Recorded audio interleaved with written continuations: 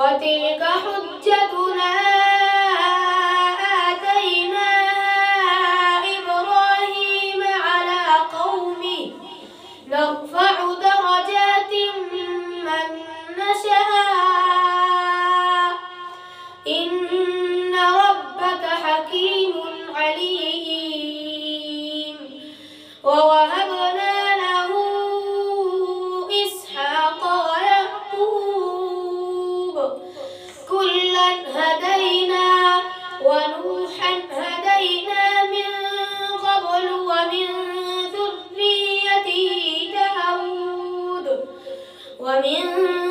ذريته داود وسليمان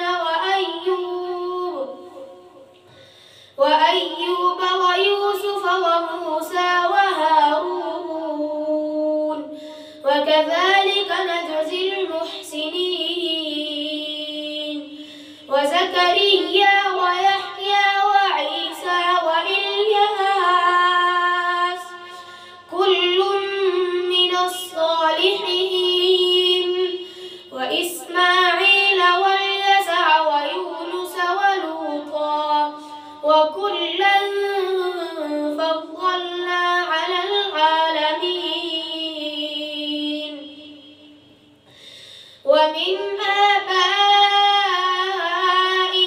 وذرياتهم وإخوانهم واجتبيناهم وهديناهم إلى صراط مستقيم.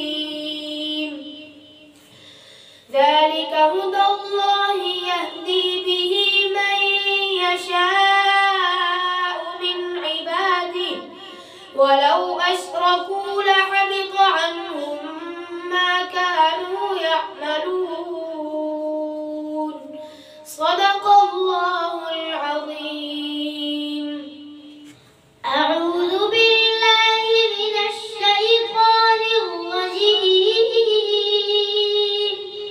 بسم الله الرحمن الرحيم. قل تعالوا أتل ما حرم ربكم عليكم ألا تشركوا به شيئا وبالوالدين إحسانا ولا تقتلوا أولادكم من إملاق نحن نرزقكم وإياهم ولا تقربوا الفواحش ما ظهر منها وما بطن ولا تقتلوا النفس التي حرم الله إلا بالحق ذلكم وصاكم به لعلكم تعقلون. ولا تقربوا مال اليتيم إلا بالتي هي أحسن حتى يبلغ أشده وأوفوا الكيل والميزان بالقسط لا نكلف نفسا إلا وسعها وإذا قلتم فاعدلوا ولو كان ذا قربى وبعهد الله أوفوا ذلكم وصاكم به لعلكم تذكرون. وأن